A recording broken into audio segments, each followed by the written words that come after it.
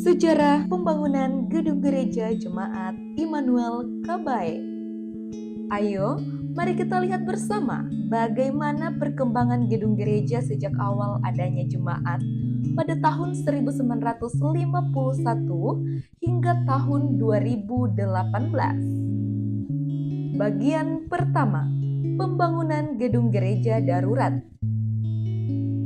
Sejak tahun 1948, Majelis Jemaat Kayu Berang sudah memberikan izin bagi 8 rumah tangga yang ada di Kabae untuk melaksanakan kebaktian hari Minggu di rumah majelis. Tetapi saat itu mereka belum diperbolehkan mendirikan rumah ibadah. Keadaan ini berlangsung sampai awal tahun 1951. Tahun 1951, Kampung Kabae dipindahkan ke Salupali, tetapi tetap membawa nama Kabae.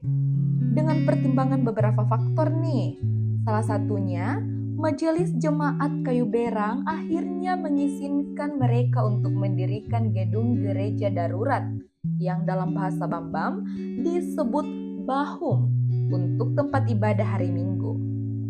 Mereka mendirikan gedung gereja darurat yang berukuran 7 kali 6 meter dengan menggunakan atap daun rotan atau nanga, dinding bambu atau belebek, dan rangka kayu dengan tiang yang ditancap ke tanah atau diose.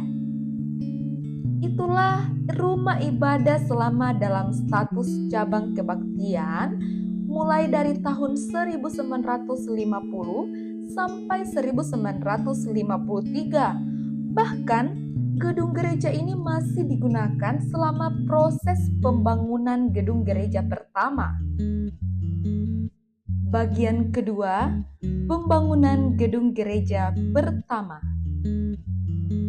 Sejak cabang kebaktian Kabae diresmikan menjadi satu jemaat pada 23 Maret 1953, yang saat ini kita sedang rayakan ulang tahunnya, jemaat sudah mengambil ancang-ancang untuk merencanakan membangun gedung gereja.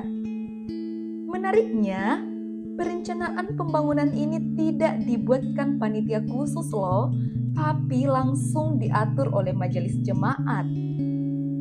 Musyawarah perencanaan pertama dipimpin oleh Petrus Apa, dan dalam musyawarah ini diputuskan bahwa lokasi gedung gereja akan dibangun di sebelah selatan gedung gereja darurat yang sudah ada.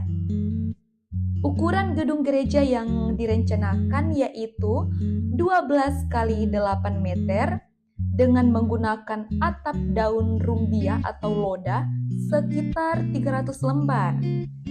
Rangka bangunan terbuat dari kayu dan dinding dari papan. Setelah kesepakatan tersebut, seluruh anggota jemaat pun segera bergotong royong untuk membangun gereja, dipimpin langsung oleh majelis jemaat. Nah, sekarang kita mau lihat dulu nih bagaimana cara anggota jemaat mengumpulkan bahan bangunan yang telah disepakati sebelumnya. Pertama, kayu dan papan. Ternyata setiap anggota jemaat turut menyumbangkan bahan bangunan ini dengan cara manual, yaitu mantaha. Proses pemotongan kayu di hutan pun dilakukan dengan sangat hati-hati, yaitu dengan memilih waktu yang tepat atau dalam bahasa Bambam disebut makpe bulam, agar kayu yang didapat berkualitas dan tahan lama. Sedangkan untuk pengadaan atap berupa loda, majelis jemaat meminta sumbangan dari jemaat-jemaat lain di klasis Buntu Malangka. Dan ternyata permintaan itu disambut baik oleh mereka.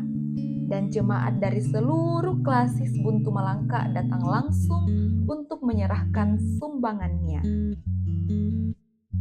Setelah semua bahan bangunan terkumpul, pembangunan gedung gereja pun segera dimulai dan dipimpin oleh kepala tukang yang bernama Bisa dari jemaat Taura.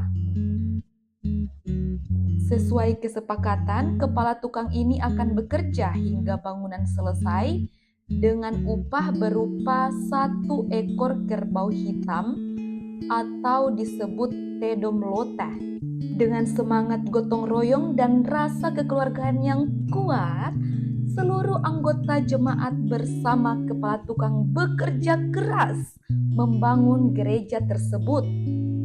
Pekerjaan ini memakan waktu beberapa tahun dan akhirnya selesai pada awal tahun 1958. Namun, mimbar baru belum dibuat untuk gereja baru ini, sehingga mimbar yang digunakan adalah mimbar dari gedung gereja darurat, karena ternyata mimbar ini masih bagus.